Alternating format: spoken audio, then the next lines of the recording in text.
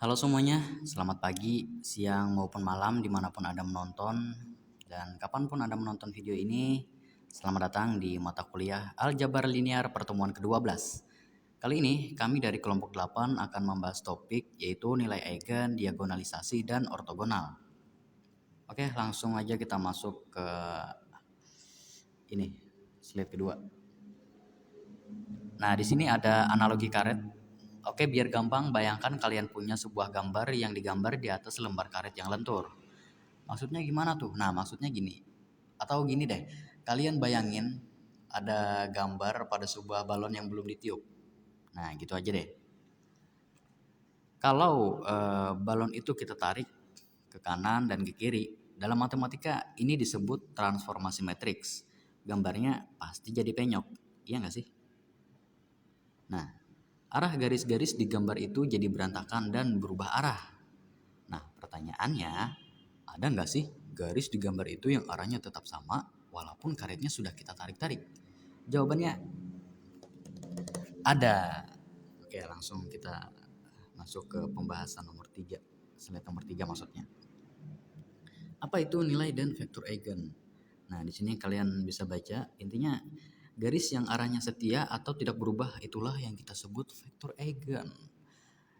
Coba lihat rumus simpel ini. A kali V sama dengan lambda kali V. Artinya apa? Artinya kalau matriks A menabrak vektor V, arah vektornya itu nggak berubah teman-teman. Dia cuma jadi lebih panjang atau lebih pendek. Nah, seberapa banyak dia memanjang atau memendek? Angka skalanya itu disebut nilai eigen atau lambda. Oke, lanjut di slide 4. Sorry, ini HP-nya agak nge-lag. Sama kayak orangnya. Nah, di sini ada apa ini namanya? Panah lah ya. Panah merah ini adalah vektor biasa. Setelah kena matriks dia belok arah, berubah total lah ya. Ini sebenarnya kalau dipresentasikan pakai file PPT ya, ini sebenarnya bisa ini loh ya. Ada dua gambar nih sebenarnya. Ini ditimpa aja gambarnya sebenarnya. Gambar awalnya itu sebenarnya yang panah merah ini itu itu dia miring ke kiri sekitar 60 derajat lah ya. Ini awalnya nggak gitu. Ini udah yang versi apa ini? Udah kena matrix ya. Jadi dia berubah arah nih. Awalnya nggak gini. Nah terus kita lihat nih ya, yang panah biru. Setelah kena matrix, dia tetap lurus di jalur yang sama. Cuman jadi 2 kali lebih panjang aja nih teman-teman. Nih buat teman-teman yang nggak tahu ya. Ini tuh sebenarnya angka yang dalam kurung 6,0 itu. Nah kalau kalian perhatikan yang di dekat panah biru itu sebenarnya angka sebelumnya itu 3,0. Cuman karena dia udah kena matrix jadi dia berubah jadi 6,0. Awalnya tadi 3,0 teman-teman. Karena dia jadi 2 kali lipat ya, berarti nilai eigennya adalah 2. Dan panah biru itu adalah vektor eigennya teman-teman. Nah yang panah biru ini adalah vektor eigen. Dan vektor merah ya vektor biasa. Lanjut ke ini, langkah-langkah mencari nilai eigennya. Itu kalian baca ya, ada 4 langkah ya, kayak resep masakan. Intinya ada di rumus det A min lambda I sama dengan 0. Simbol I, nah nih jika kalian nggak tahu nih simbol I yang ada dekat lambda itu yang tadi gue sebutin. Itu ini yang di det A min lambda I kan nih. Tuh, lambda I sama dengan 0 nih yang kita fokus ke lambda I ini. Lambda I ini adalah matriks identitas. Artinya apa, Bang? Artinya kita cuma perlu mengurangi angka di garis diagonal matriks dengan simbol lambda. Lalu kita hitung determinannya supaya hasilnya 0 gitu. Masuk ke slide nomor 6. Contoh soal ya. Oke. Nah, kita punya matriks A dengan angka 4, 1, 2, dan 3. Pertama, kurangi diagonalnya. dengan lambda. Ya. Kurangi diagonalnya ini dengan lambda. Diagonal yang mana, Bang? Nah, diagonal itu yang 4 sama 3. Jadi 4 min lambda dan 3 min lambda. Terus yang kedua kita kali silang nih, atau istilahnya determinan. Setelah dihitung secara aljabar sederhana, kita dapat persamaan kuadrat nih. Dan kalau difaktorkan, ketemulah hasilnya, yaitu lambda sama dengan 5 dan lambda sama dengan 2. Jadi, nilai eigen atau skala perubahannya adalah 5 dan 2. Itu. Mencari pasangannya, vektornya.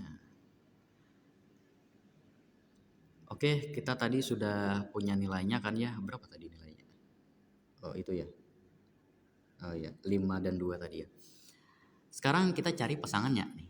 Kalau tadi kita punya nilainya, sekarang kita cari pasangannya nih, yaitu vektornya.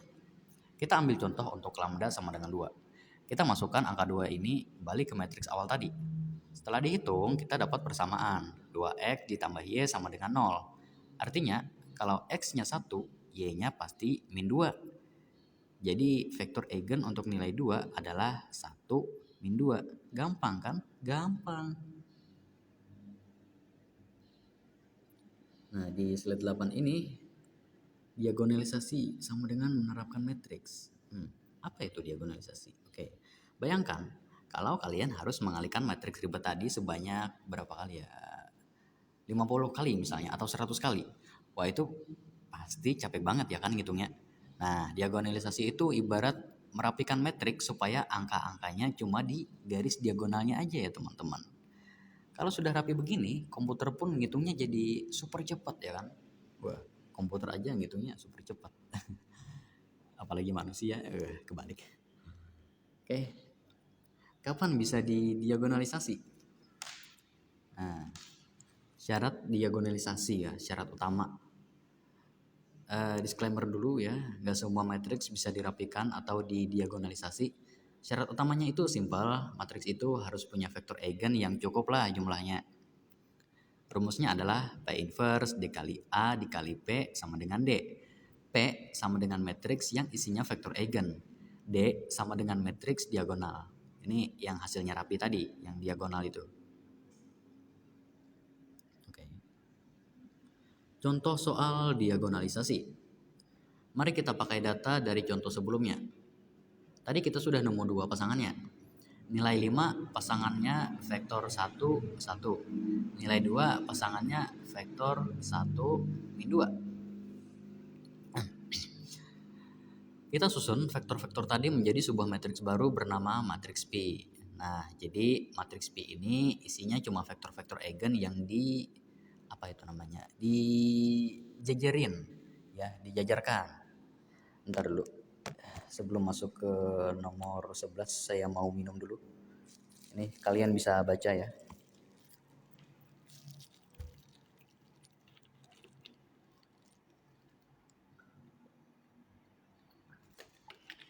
Oke.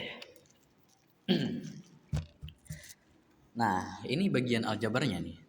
Kalau kita hitung pakai rumus diagonalisasi tadi, kita nggak perlu capek-capek mengalihkan manual. Hasil matriks diagonalnya atau D pasti isinya adalah nilai eigen yang tadi kita temukan.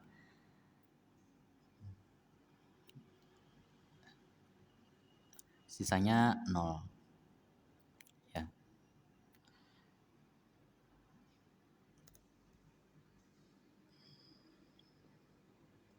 Masuk ke level lanjutan dalam kurung ortogonal, diagonalisasi ortogonal. Apa bedanya? Ini terjadi khusus untuk matriks simetris. Matriks yang kalau dicerminkan angkanya sama. Vektor-vektor eigennya punya sifat spesial, saling tegak lurus 90 derajat. Jadi gimana nih maksudnya? Oh, ini adalah bentuk diagonalisasi yang paling sempurna, teman-teman. Ini cuma bisa terjadi kalau matriks awalnya itu simetris. Simetris itu yang bagaimana, Bang? Nah, simetris itu angka di kiri bawah dan kanan atas sama persis. Kelebihannya apa? Ya, kelebihannya vektor-vektor eigennya punya sifat tegak lurus satu sama lain. Dalam kurung 90 derajat atau ortogonal. Masuk ke slide berikutnya. Ini ada keajaiban matriks simetris. Kenapa ortogonal lebih keren? Iya, kenapa ya? Kenapa tegak lurus itu penting? Karena kalau vektornya tegak lurus atau ortogonal, mencari inverse metriknya itu jadi gampang banget. Kita nggak perlu rumus inverse yang panjang, cukup ditranspos, itu sudah otomatis jadi inverse-nya. Jadi rumusnya berubah menjadi P transpos dikali A dikali P sama dengan D. Transpos lagi. Oke, masuk ke bentar. Duh, ngelek lagi ini apa? Slide 14. Nah, gunanya buat apa sih gitu? Mungkin teman-teman mikir nih, buat apa sih kita belajar ginian? Emang bakal kepake buat kerja? Begini ya teman-temanku yang berpendidikan, tanpa materi ini, Google nggak akan bisa mengurutkan hasil pencarian mereka. Soalnya mereka itu pakai PageRank yang berbasis vektor eigen. Insinyur sipil juga pakai ini buat mastiin jembatan mereka nggak runtuh pas kena angin atau resonansi lah ya. Bahkan Face ID di HP kalian juga itu pakai konsep ini buat ngenalin pola wajah pemiliknya. Jadi ini adalah matematika di balik teknologi canggih kita gitu. Nah, ini akan terus apa ya? Terus maju gitu. Jadi matematika ini adalah salah satu apa itu? Komponen utama dalam kemajuan teknologi teman-teman gitu. Terus kita masuk ke kesimpulan.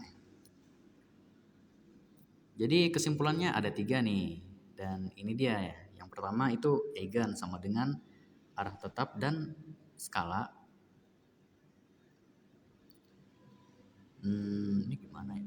Eigen itu tentang mencari arah yang konsisten. Nah, kedua diagonalisasi sama dengan penyederhanaan matriks. Diagonalisasi itu trik menyederhanakan perhitungan matriks. Dan yang terakhir ortogonal ya. Ortogonal adalah kondisi spesial di mana semuanya tegak lurus dan rapi. Oke, sekian materi dari aljabar linear minggu ini. Semoga materinya jadi lebih mudah dipahami. Oh ya, untuk soal nanti aku kirim pakai file PDF di grup. Oke, iya. Nah ini soalnya nih. Mau screenshot juga nggak apa-apa. Hehe. Semangat. Bye.